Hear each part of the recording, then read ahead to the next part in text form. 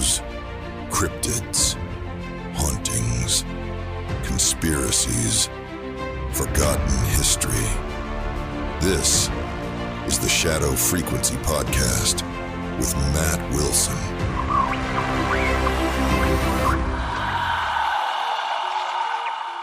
Welcome to the Shadow Frequency, the podcast that dives into the darkest corners of the unexplained, where the veil between our world and the next grows thin.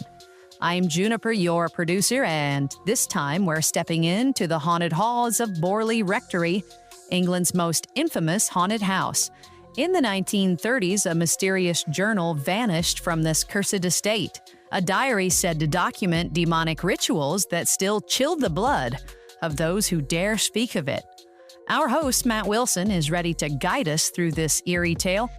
Matt, are you prepared to uncover the shadows of Borley's lost secrets? Oh, Juniper, I'm more than ready. This diary story is like something straight out of a gothic nightmare. Right. Rituals, spirits, and a house that seems to breathe malevolence. I've been digging deep, and I'm warning you, this one's going to linger in the dark corners of your mind. I'm already feeling the chills, Matt. Listeners, buckle up for a journey into the unknown. Matt, take us into the shadows.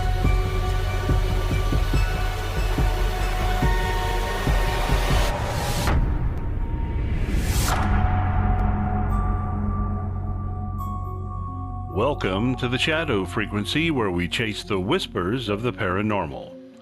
Tonight, we're unraveling the mystery of the lost diary of Borley Rectory, a tale that's as unsettling as it is enigmatic.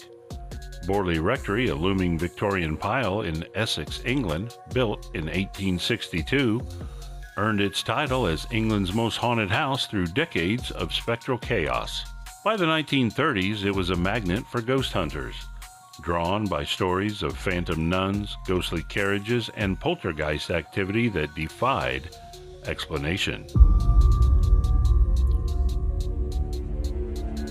The rectory's dark reputation exploded when paranormal investigator Harry Price arrived in 1929. Price documented footsteps echoing in empty corridors, objects hurled by unseen hands, and writing scrawled on walls by invisible forces. But the heart of tonight's story is a journal, a lost diary, rumored to have been penned by an unnamed resident of the rectory in the 1930s. This wasn't just a diary. Whispers among locals and investigators claimed it detailed demonic rituals conducted in the rectory's shadowed rooms, rituals tied to the restless spirits that plagued the house. Imagine this, a leather-bound book, pages yellowed with age, filled with frantic accounts of candlelit circles, strange chants, and symbols etched into the floorboards. The diary supposedly described entities summoned in the dead of night, beings that didn't just haunt, but hungered. One account, passed down through oral history, suggests the writer witnessed a dark figure that spoke in a language no one could understand. Its presence so oppressive it drove the writer to flee the rectory. The diary's final entry? A single chilling sentence: "They are here, and they will not leave." What makes this diary so compelling is its disappearance. By the time Harry Price was investigating, the journal was gone, vanished without a trace. Some say it was stolen by someone desperate to hide its secrets. Others believe the spirits of Borley themselves spirited away to let their dark rites be exposed. The rectory burned down in 1939, and many thought the diary was lost in the flames. Yet rumors persist that it survived, hidden in some dusty attic or occult collection, its pages still pulsing with the malevolent energy of Borley's past.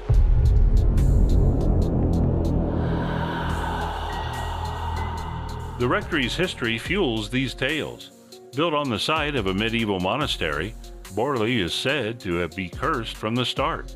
Locals spoke of a nun walled up alive centuries ago for a forbidden love, her ghost doomed to wander the grounds.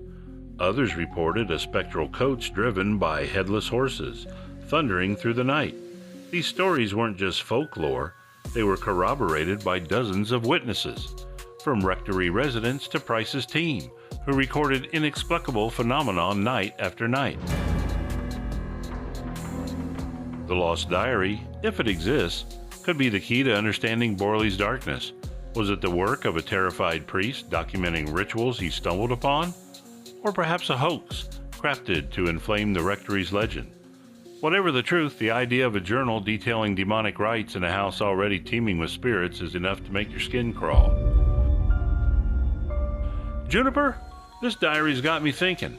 Imagine finding those pages today reading about rituals that might still be echoing in the ether.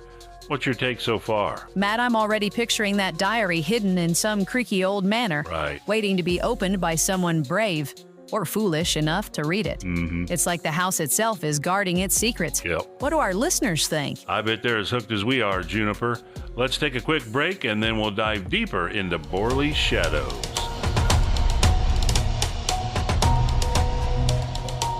Holy cow, listeners, we're only halfway through and I'm already checking under my bed for ghostly diaries. Matt's got us wrapped up in the eerie mystery of Borley Rectory's lost journal. And I know you're probably wondering what dark truths those pages might hold.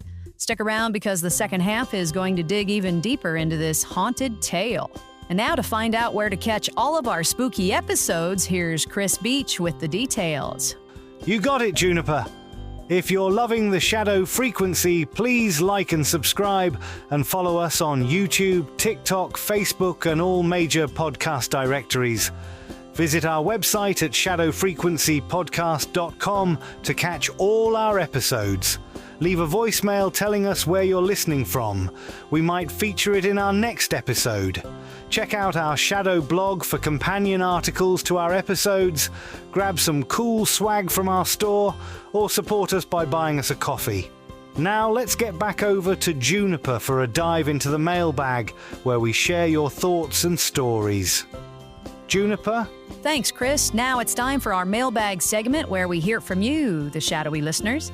Gotta hit the button, though. It's time for the Shadow Frequency mailbag. Here's a message from Janet T. in Louisville, Kentucky. Says, hi, Matt and Juniper.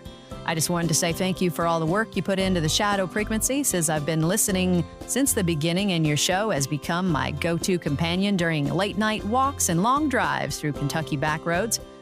Your recent episode on Max Spires gave me chills in the best way. The mix of research, storytelling, and atmosphere you two create is absolutely unmatched. It's like stepping into a world just beneath the surface of our own, where secrets still whisper and shadows still speak. And Betty Reed background music, perfect. I also appreciate how you handle listener mail. It feels like a real community, not just a broadcast. Please never stop doing what you're doing. You got a loyal listener in Louisville. Stay weird. Janet T., Louisville, Kentucky. Janet, thank you for the kind words. We love hearing how the Shadow Frequency keeps you company on those dark Kentucky roads.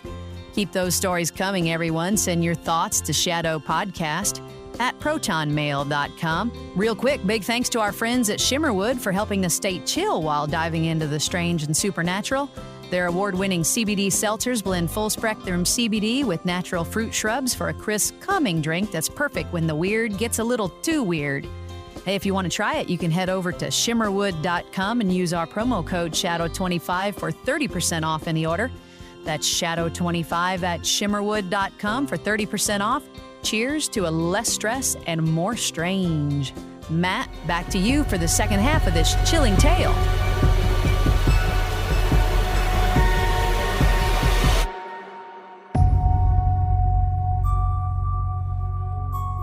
Welcome back to the Shadow Frequency. We're knee-deep in the mystery of Borley Rectory's lost diary, a journal said to chronicle demonic rituals in the heart of England's most haunted house. Let's pick up where we left off, diving into the shadows of what this diary might mean and why it vanished. The 1930s were a turbulent time for Borley Rectory. Harry Price's investigations were in full swing, and the rectory was a revolving door of psychics, mediums, and curious onlookers. The diary, if real, would have been written during this chaotic period, possibly by a resident or visitor who stumbled upon something far darker than the usual ghost stories. Some accounts suggest the rituals described weren't just occult experiments, but attempts to commune with entities tied to the land itself. entities older than the rectory, perhaps even older than the monastery it was built upon. One chilling detail comes from a 1930s letter written by a local vicar, who claimed a rectory tenant confided in him about unnatural ceremonies in the basement. The tenant described candles arranged in a star pattern, strange symbols drawn in chalk, and a suffocating sense of being watched. The diary, according to this vicar, was the tenant's attempt to document these events before the fear drove them away. Could these rituals have awakened something in Borley? The house's history of violent poltergeist activity, objects smashing, walls bleeding, voices screaming, suggests something more than just restless spirits. But here's where a shadow of doubt creeps in. Not everyone buys the diary's existence. Skeptics like historian Trevor Hall, who later investigated Borley, argued the rectory's reputation was inflated by Harry Price's flair for the dramatic. Hall suggested the diary might be a fabrication, a story spun to fuel Borley's legend and keep Price's name in the headlines. No physical evidence of the diary has ever surfaced, and the rectory's destruction in 1939, any hope of finding it, seems slim. Still, Hall's skepticism doesn't erase the dozens of eyewitnesses' accounts of Borley's horrors, or the persistent rumors that the diary is out there waiting to be found. What if the diary wasn't destroyed? What if it's hidden in some forgotten archive, its pages holding secrets too dangerous to reveal? The idea of rituals conducted in Borley's darkened halls, summoning forces beyond our understanding, is a haunting possibility. It's a reminder that some places, like Borley Rectory, seem to hold on to their darkness, no matter how much time passes.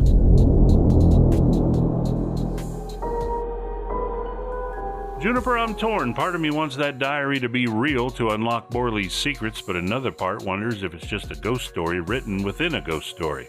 What do you think? Matt, I'm leaning toward it being real just because Borley's history is so wild. But that skeptic in you makes a good point. Right. Maybe it's all part of the legend's allure. Listeners, what's your take? I'll bet they'll be digging through old bookstores for that diary. Juniper, let's wrap it up. What a journey into the shadows of Borley Rectory.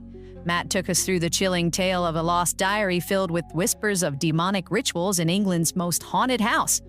Whether it's real or a spectral myth, the story of Borley's darkness lingers like a cold fog. Thanks for joining us on the Shadow Frequency, where the unexplained is always just a whisper away. Matt, say goodbye to our shadowy listeners. Stay curious, stay brave, and keep listening for the shadows.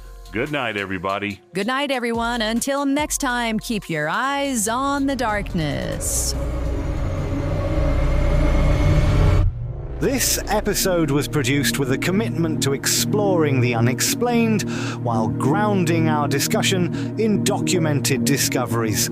All interpretations are speculative and intended for entertainment purposes.